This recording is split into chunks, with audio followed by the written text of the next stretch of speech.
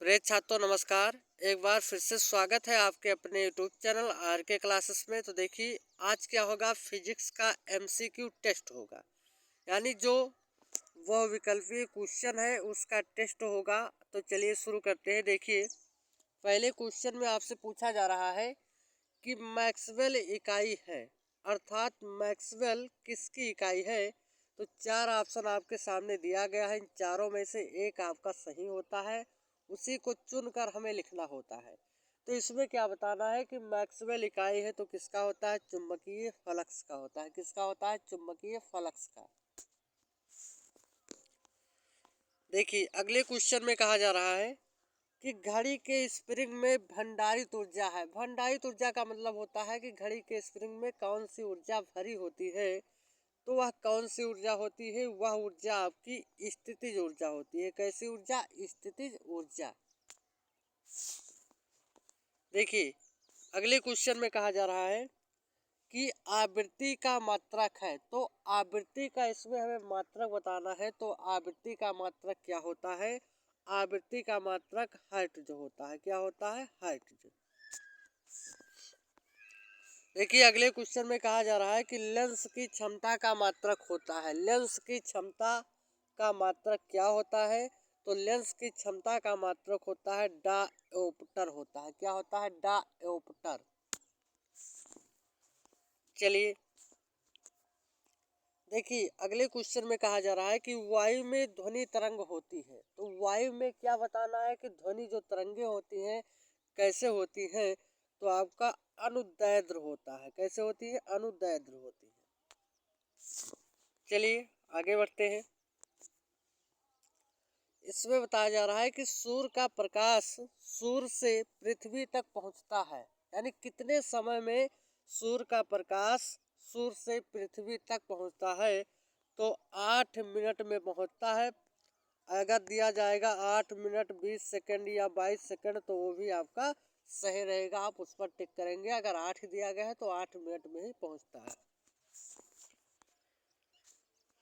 चलिए अगले क्वेश्चन में कहा जा रहा है कि दाब का मात्रक है। तो दाब का मात्रक क्या होता है, किलोग्राम प्रति सेंटीमीटर स्क्वायर, यानी तीसरा ऑप्शन इसका सही है, किलोग्राम प्रति सेंटीमीटर स्क्वायर। देखिए अगले क्वेश्चन में कहा जा रहा है कि निम्नलिखित भौतिक राशियों में किनकी विमाएं समान नहीं है। तो किसका बीमा इसमें समान नहीं है। तो बल तथा दाब का बीमा है जो इसमें समान नहीं है। चलिए इसमें बताया जा रहा है, बहुत ही इंपॉर्टेंट क्वेश्चन है, कक्षा 10 और 12 दोनों में कई बार इसको पूछा भी गया है। तो क्या बताया जा रहा है कि श्वेत प्रकाश कितने रंगों के मेल से बना होता है। तो जो श्वेत प्रकाश होता है वो 7 रंगों के मेल से बना होता है। कितने रंगों के, 7 रंगों से। इस रंगों को याद करने के लिए एक सूत्र होता है आपका, विवग्योर होता है। क्या होता है, विवग्योर होता है। इसको याद कर लीजिएगा तो आपका 7 रंग याद हो जाएगा। वी का मतलब वायलेट, आई का मतलब इंडिगो, वी का मतलब ब्लू, जी का मतलब ग्रीन, वाई का मतलब ऑरेंज, ओ का मतलब वाई का मतलब येलो होता है, और ओ का मतलब ऑरेंज, आर का मतलब होता है रेड। यानी ये 7 रंग आपके होते हैं। देखिए इसमें कहा जा रहा है कि आंतरिक ऊर्जा की संकल्पना ऊष्मागतिकी के किस नियम से मिलती है। तो किस नियम से मिलती है, वो आपके प्रथम नियम से मिलती है। किस नियम से, प्रथम नियम से। चलिए आगे बढ़ते हैं। ऊष्मागतिकी का दूसरा नियम किसने दिया था। तो इसमें क्या बताना है कि जो ऊष्मागतिकी का नियम था उसको किसने दिया था। तो रूडोल्फ क्लासियस ने दिया था। किसने दिया था, रूडोल्फ क्लासियस ने दिया था। चलिए आगे बढ़ते हैं। एक आदर्श वोल्ट मीटर का प्रतिरोध होता है। एक आदर्श वोल्ट मीटर का प्रतिरोध कितना होता है। तो अनंत होता है। कितना होता है, अनंत होता है। चलिए आगे बढ़ते हैं। निम्नलिखित में से किसके द्वारा सबसे ध्वनि प्रदूषित होती है।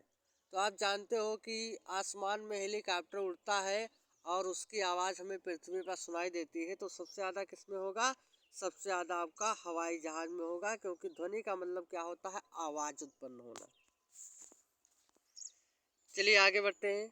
वायुमंडल में प्रकाश के विसरण का कारण है। तो वायुमंडल में प्रकाश के विसरण का कारण क्या होता है? उसका धूल कण होता है। क्या होता है? धूल कण होता है। चलिए देखिए, इसमें कहा जा रहा है कि एक रॉकेट किसके संरक्षण के सिद्धांत पर कार्य करता है? तो जो रॉकेट होता है वो रैखिक संवेग संरक्षण के सिद्धांत पर क्या करता है? कार्य करता है। या खाली संवेग संरक्षण के सिद्धांत पर आप कह सकते हो, तो उस पर भी कार्य करता है। देखिए इसमें बताया जा रहा है कि चाबी भरी घड़ी में कौन सी ऊर्जा होती है? तो चाबी भरी घड़ी हो, चाहे अगले क्वेश्चन में बताया गया था कि घड़ी में भंडारित ऊर्जा होती है, तो उसमें क्या होता है? उनमें सब में आपकी स्थितिज ऊर्जाएं ही होती है। कैसी ऊर्जा? स्थितिज ऊर्जा होती है। चलिए इसमें पूछा जा रहा है कि न्यूनतम पारगम्य शक्ति किरण कौन सी है? यानी सबसे न्यूनतम पारगम्य किरण जो शक्ति वाली होती है कौन सी होती है? तो आपका अल्फा किरण होता है। कौन सा होता है? अल्फा किरण होता है। चलिए आपका लास्ट प्रश्न भी होगा, तो देखिए थोड़ा थोड़ा प्रश्न करवाते हैं ताकि आपको पढ़ने लिखने में दिक्कत ना पड़े। तो क्या बताया गया है कि विद्युत धारा का मापन निम्नलिखित में से किस उपकरण का प्रयोग करके किया जाता है? तो धारा किससे मापते हैं? हम अमीटर से मापते हैं। किससे? अमीटर से। तो वीडियो आपको बढ़िया लगा हो तो दोस्तों में पहले आप इसको शेयर कीजिए, फिर लाइक कीजिए और चैनल को सब्सक्राइब कीजिए। मिलते हैं अगले वीडियो में। Okay, bye bye.